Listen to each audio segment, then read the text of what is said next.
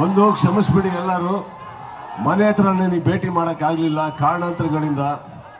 ಒಂದು, ನನ್ನ ತಂದೆಗೆ ನನ್ನ ತಾಯಿಗೆ ಕೂಡ 85, 75.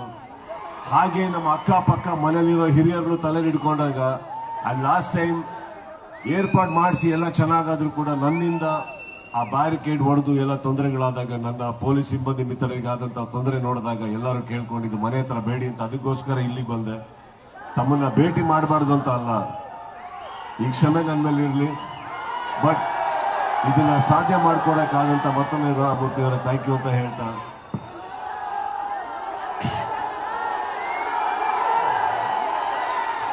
ಈಗಷ್ಟೇ 28 ದಾಟಿ 29 ಕಾಲಿಡ್ತಾ ಇದ್ದೀನಿ. ನಿಮ್ಮ ಆಶೀರ್ವಾದ ಹೀಗೆ ಇರಲಿ, ಸಪೋರ್ಟ್ ಹೀಗೆ ಇರಲಿ ಅಂತ ಹೇಳ್ತಾ,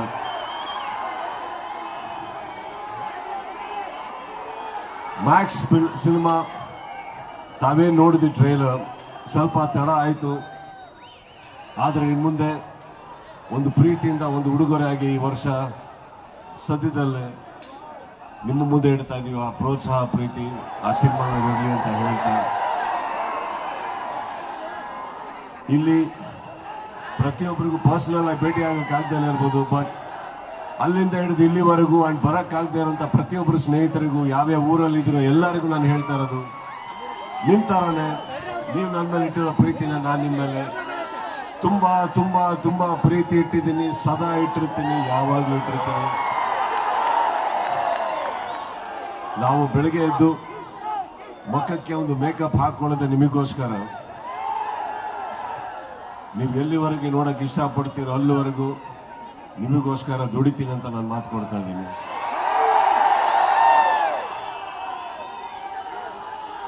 ಸೆಪ್ಟೆಂಬರ್ 2 ಅಂತ ಬರಬೇಕಾದ್ರೆ ಎಷ್ಟೋ ಜನ ಹುಟ್ಟುಹಬ್ಬ ಆಚರಿಸಕ್ಕೆ ನಮ್ಮ ಮನೆ ಹತ್ರ ಬರ್ತಾ ಇರ್ತಾರೆ, ಸ್ನೇಹಿತರು ಬರ್ತಾರೆ, ಚಿತ್ರರಂಗದವ್ರು ಬರ್ತಾರೆ.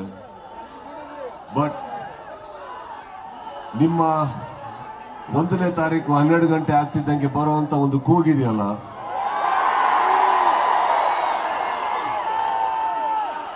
ಇಡೀ ವರ್ಷ ನಮ್ಮ ತಲೆಯಲ್ಲಿ ಏನೇನಿರುತ್ತೋ, ಏನೇ ಅಲ್ಪ ಸ್ವಲ್ಪ ನಮ್ಮ ತಲೆಯಲ್ಲಿ ತುಂಬಿದ್ರು ಕೂಡ ನಾನು ಹಾಗೆ, ನಾನು ಹೀಗೆ, ನಾನು ಅಲ್ಲಿದ್ದೀನಿ, ನಾನು ಇಲ್ಲಿದ್ದೀನಿ, ಆ ಒಂದು 12 ಗಂಟೆಗೆ ಬರೋ ಕೂಗು ಅದನ್ನೆಲ್ಲ ಇಳಿಸ್ಬಿಟ್ಟು ನಮ್ಮನ್ನ ತಗ್ಸಿ ಬಗ್ಸಿ ಇಡೀ ವರ್ಷ ಇರೋ ಹಾಗೆ ಮಾಡುತ್ತೆ.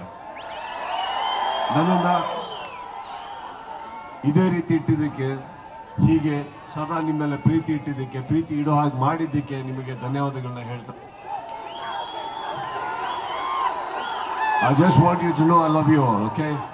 Thank you so much. ಅಲ್ಲಿಂದ ಹಿಡಿದು ಅಲ್ಲಿವರೆಗೂ ಹಿಂದೆ ನಿಂತಿರೋ ಎಲ್ಲರಿಗೂ ಥ್ಯಾಂಕ್ ಯು so much.